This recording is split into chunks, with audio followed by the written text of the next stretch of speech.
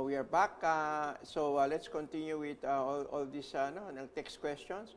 0997-7408-762. Good AM, Doc. Masakit po ang balakang ko. Tapos, meron akong UTI. Ano po ba ang gamot nito? First, pansinin mo, when you have an UTI, there's inflammation. So, in other words, maaaring may inflammation, so na causes of some kind of a back pain, no? So in other words, ang unang pansinin mo, yung inflammation, correct mo. And at the same time, correct mo rin yung infection, no? So Doc, what can you say? Lagi po natin sinasabi sa inflammation o pamamaga, we give turmeric, no? Home remedy, ang turmeric po ay luyang dilaw. 3 times a day, 4 times a day nyo hanggang mahumupa yung pamamaga. Pangalawa po, actually pwede kayong magkatas ng manibalang na papaya. Meron siyang papain o papace. Pwede nyo inumin nyo, nakakatulong din po yun. Doon sa UTI naman po, water therapy. Kung kinakailangan po magbili kayo ng herb sa Mercury Drug, meron pong cranberry na capsule. Iti-take nyo 2 capsules 3 times a day for 1 week, hopefully po makuha. Kung dito kayo sa Metro Manila, try to contact Sir Vic. Meron kaming ginagamit na natural antibiotic. Ang pangalan po, colloidal silver. Very powerful po yan. Kung meron, no? Pero water therapy, kaya namang i-wash out yun basta walang ibang problema. Inflammation, dapat mo-control para walang pain, no? Always remember that. And pag oras na limbawa, yung sinasabi natin, every 2 hours, no? In 3 days, wala na. Tapos ng labanan. Pero kung may diabetes na siyang nagiging prone mag-UTI, gamutin din yung cause ng diabetes. Cause of diabetes, okay. From 0910-747-8911. Sir, ano pong gamot ng natural para sa TB? Ayan, yun ang maganda. Okay, so, TB drug causes, ang sabi mo kanina? Liver and kidney problem. At saka mga nerves. At ngayon nag-i-inject na sila ng mga mas powerful na medicine na marami ng mga nabingi. Recently nga, 20 years old pa lang siya, bingi na eh. After 2 years of anti-TB meds. So sa natural way po, para kang magkukumpuni ng bahay. Magbibigay ka ng pampalakas ng baga at ng buong katawan ng pasyente, vitamin C, megadose. Bibigay ka ng mga iba pa mga vitamina, lalo na kung nakainom na kayo ng gamot sa TB, B-complex, no? Bibigay ka ng mga kinatas na mga gulay para lumakas ang immune system, no? Ampalaya, malunggay, mga gulay-gulay.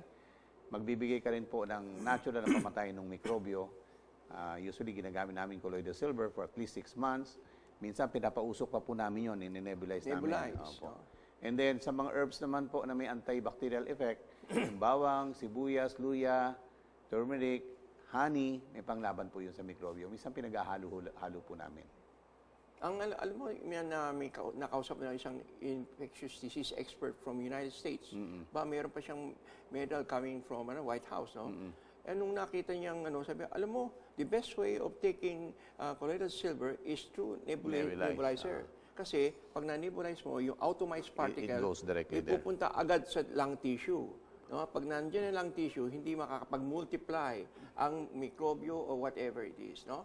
So, in other words, napakaganda, no? Ang Diyos, no? Binigyan ng natural, no? Walang side effect, no? Kahit na laklaki mo, wala. Actually, nung araw nga, wala silang gamot doon sa TB. Pinauwi lang sa probinsya, pinatutulog ng tanghali, patulog maaga, puro gulay. Minsan nga, binibigyan pa nga ng, kumaga, relax. Relax ang palakasin ng tao, no? Okay, from 0912-4569204, paano ang magagamot ang neurogenic bladder? May intraspinal lymphoma. Lipoma pala yun, no? Ito. Neurogenic bladder, ibig lang sabihin po yun, OA, yung inyong pantog. Konti lang laman, ihina.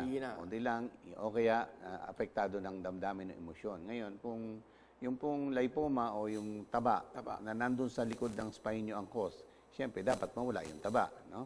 So, sa natural way, we try to dissolve yung taba na yun. So, may mga cleansing program kami ginagawa, which takes some time to teach, no? Pwede yung bigyan ng serpentina para lumiit yung lipoma, pwede yung bigyan ng mga omega oil, no? Pwede yung bigyan ng mga, pero cleansing diet po yun eh. Tapos yung neurogenic, kung ang dahilan po ay yung lipoma, yung bukol na yon, kailangan matunaw yung bukol. Pero kung ang dahilan ay emosyonal o kung ano man, then kailangang mabalanse po yung emotional. Sinabi pong neurogenic kasi ngayon, overreactive. At pansinin mo, kung halimbawa yung taba, no, malaking tulong. Natutunaw naman yung taba. Natutunaw. Lalo na kung halimbawa they take extra step, yes. yung mga enzyme, Yes. lipase could dissolve. Opo, we give enzymes, naglalagay kami ng hot pack dito sa may spinal area kasi alam niyo naman ang hinit, nakakatunaw. Omega oil, no? Olive oil, virgin coconut oil, may mga paraan po para matunaw ang mga bukol, lalo na kung sebo. Ang lipoma po is sebo lang eh. No, it may be inborn, it may be something na tumubo doon. Pero normally po, mas madali pong tunawin ang sebo kaysa yung solid na bukol. Correct. Solid, matigas ang ulo. Ito from 946-2855-471, Marian of Marvel. Is there any alternative treatment for Hepa B? Hepa B is a retrovirus. Yes. Walang pakakaiba sa HIV. Retrovirus yun. Ang Hepa B, ang ginagawa niya ay naghihiram na sa cells mo, makitira nga. Doon nagtatago. Pag ganyan dyan, inangkin na sa kanya na. Tapos ang nangyayari noon, sisirain naman yung kabilang yung kapitbahay niya. Kaya makikita mo mga Hepa B, normally sa katagalan nagkakaroon sila ng liver cirrhosis to the extent of liver cancer. Ngayon, paano ngayon gagawin sa Hepa B?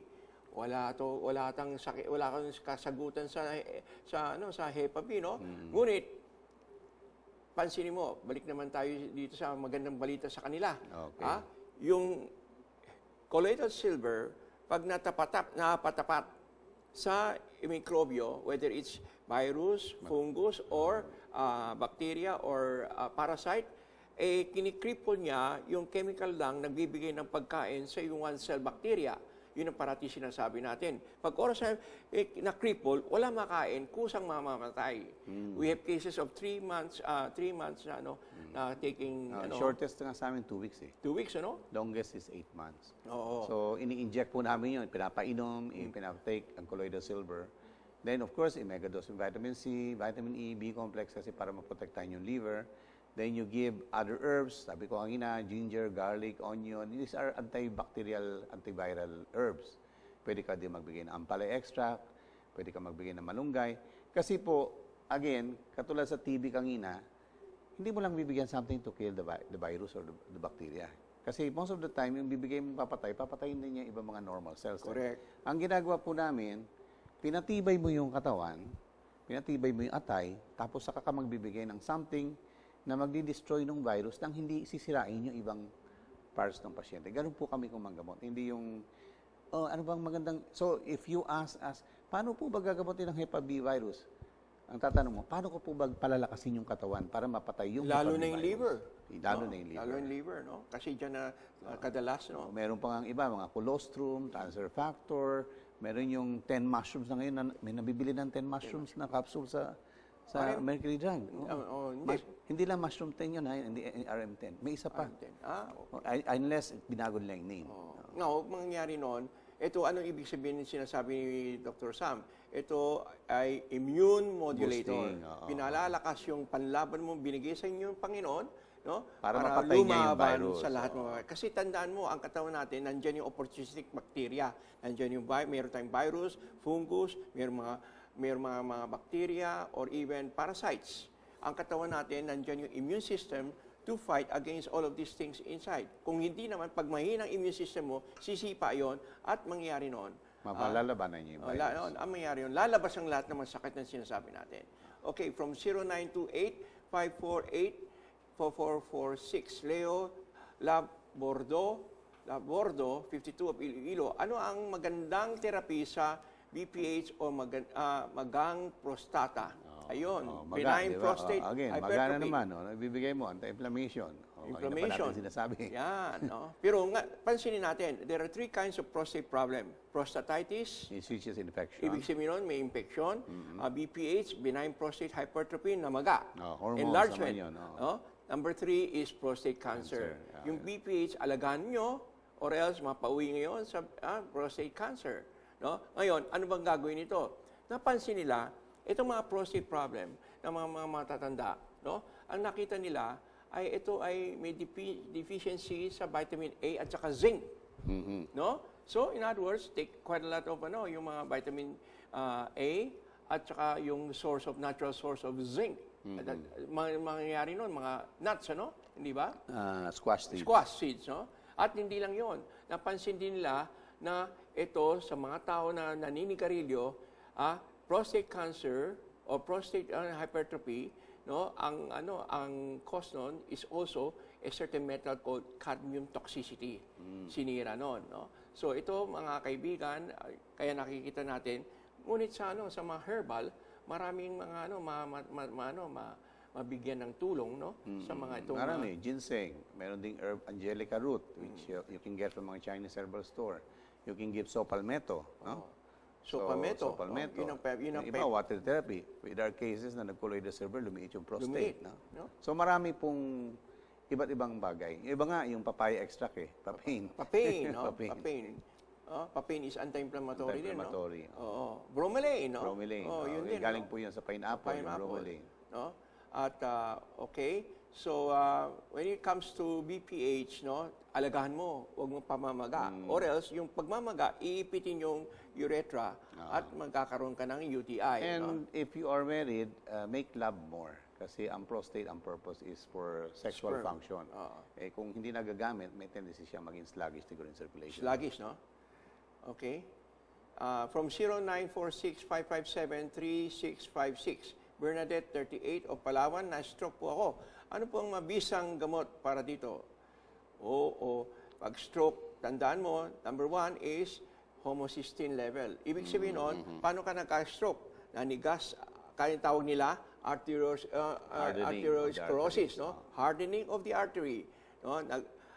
Itong nagkakaroon ng na isang malaking overturn sa medical science. Ang sabi ni Dr. Magcali, Harvard University professor, pansinin mo ito.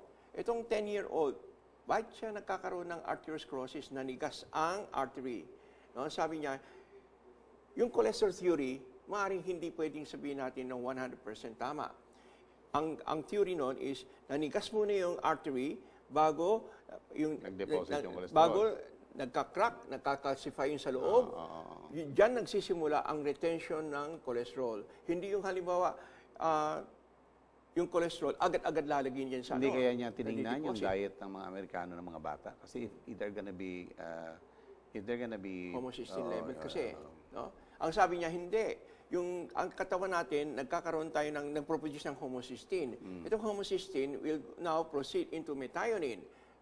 Ngunit, pag kulang ka sa B-complex and folic acid, mangyayari nun, hindi makaabante, aangat yung homocysteine. Kaya mangyayari nun, yung homocysteine level will now cause the hardening of the artery. Kaya ngayon, mga cardiologists, alam na nila, pag oras na nakukomplain ka ng chest pain hindi na yung treadmill. Kasi yung treadmill marami namamatay. Barado na, tapos pipilitin mo pa. Ang ginagawa nila, okay, check natin yung homocysteine level. Pag mataas, that means candidate ka ng hardening of the artery to the extent of mayroong mga deposits. Ito ay Dr. Magcali principle, homocysteine level. Iba naman yung Dr. I forgot. Kasi iba-iba yung principle So I think we can get elements of these different theories. And anong common denominator? Nutrition, exercise, and lifestyle. At tama yon. At pansinin mo, ang prescription mga doktor is statin. Yes, statin, which is not good. Itong sinasabi natin dito sa programa nito, ang statin, sa katagalan, causes Alzheimer and Parkinson. Why? Because ang statin noon, tandaan mo, ang brain natin is composed of 60% statin. 60% cholesterol. Fats. Cholesterol, Ang cells natin, nangangailangan din cholesterol. Pag oras na nangangailangan ka ng cholesterol, ang liver mo nagproduce ng cholesterol. Ang liver din nagsasalaan ng mga bad cholesterol. So, pag binigyan mo ng statin, that means controlling the cholesterol level to the extent na halimbawa, paano naman yan? Utak mo is composed of 60% cholesterol, So, in other words, sa katagalan, magkakaroon ka ng Alzheimer or Parkinson. Actually, yung tanong niya na anong gagawin niya dahil na-stroke siya, look for an acupuncturist po dyan sa lugar ninyo. Siling labuyo po at saka luyang dilaw, tumutulong siya magbukas ng ugat. Kanina po, sabi ko po, yung papaya extract, pwede niya matunaw yung bara. And siling labuyo po at luyang dilaw can help open up yung maliliit na ugat. And then have someone do the acupuncture on you. Yung area po na na-stroke, halimbawa kanan ng na-stroke, yung left side po ng brain nyo ang na-paralyze, kumuha kayo ng laruang laser, itutok nyo po doon mga 1 hour, tutulungan po niya mabuksan yung ugat na nagbabara sa inyo. So at least po may practical po kayo magawa. Maganda rin yung electromedicine to stimulate vascularization. No? 0919-5747-411, Jojo Perez from Iligan City. Doc, Doctor, ano po ang substitute ng injection ng insulin para sa diabetes? Salamat po. Ang substitute po is help yung pancreas yung mag-produce ng sarili niyang insulin para hindi na kayo mag-inject. So, check nyo lang po sa internet yung lecture ko about diabetes. Diabetes. May paraan po para yung pancreas nyo o yung lapay niyo na hindi nagpo-produce ng insulin mabuti ay mas stimulate siyang muling mag-produce ng insulin. Insulin dependent yun. Type 1 yun, no? Di ba? Okay. So, from 0910-328-2911, ano po ang gamot sa psoriasis? Okay? At bawal kainin. Psoriasis, definition. 5 years na po ito. Okay. Number 1, psoriasis is autoimmune disease. Ngunit, ang autoimmune disease, yung skin, every how many days, ang layer ng skin natin nagbabago. 7 days. Nagpapalit, no? So, in other words, bago siyang tumama sa yung panahon niyon, yung pangalawang layer nandiyan na. So, nakikita mo scaling. In between the scaling, no, nakikita mo yung mga parasite. Kaya makate, mapula. Number 1, acidic ang katawan mo. No? Kaya kailangan nakikita natin na halimbawa pag dapat i-reverse into alkaline. Number 2, maganda kung halimbawa yung pasyente ito malaman na malaking tulong ang anti-inflammatory kasi mapula. No? 'Yon. At paano ngayon ma-reverse ang autoimmune? Ito ang expert ni Doc Sam Dizon. 1 minute. Ang autoimmune po, yung immune system mo, inaatake yung ibang parte ng katawan mo. Sa skin po, pag psoriasis. So, matagal pong gamutan yon. But if you can revive yung normal na immune system, sa medical po, pinapatay yung immune system para hindi magkaganon. Pero of course, may side effect yon. Sa amin po, rehabilitate the immune system. So, we give anti-inflammatory, katulad kanina sinasabi natin, turmeric, green papaya, mga ganun po, bromelain o galing sa pinya. We give a hypoallergenic diet, no? Pinatutulog na maaga, water therapy, alkaline, doon sa kate, we use yung kakawate soap o kakawate na pinakuluan kasi may anti-katidon, no? So, mega dose vitamin C, vitamin E, B complex. So, it's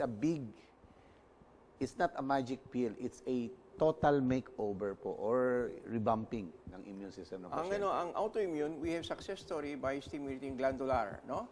Yung master gland of your immune system is the thymus.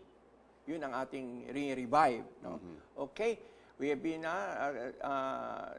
signal for naubos ang oras natin.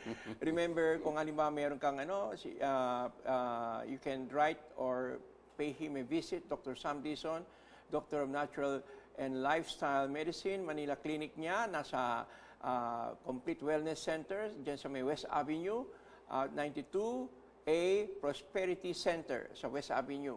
No? Ang kanyang clinic schedule sa every Thursday lamang, 9 a.m. to 4 p.m. Contact number is 02 landline 617-5533 and 0917-579-3890.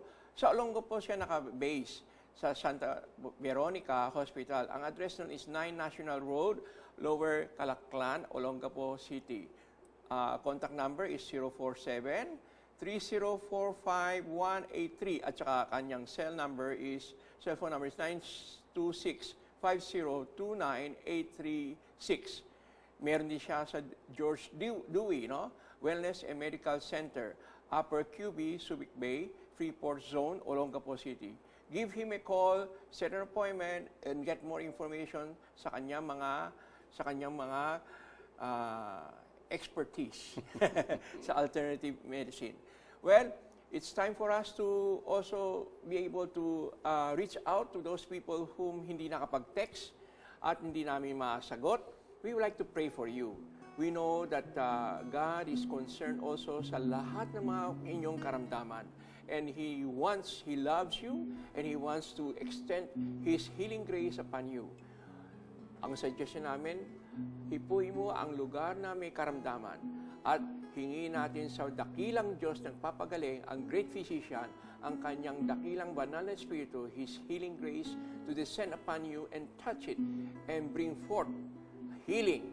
Dahil sa alam natin na kahit na mga bulag na nakakita, pati ang mga, even He raised up the dead, no?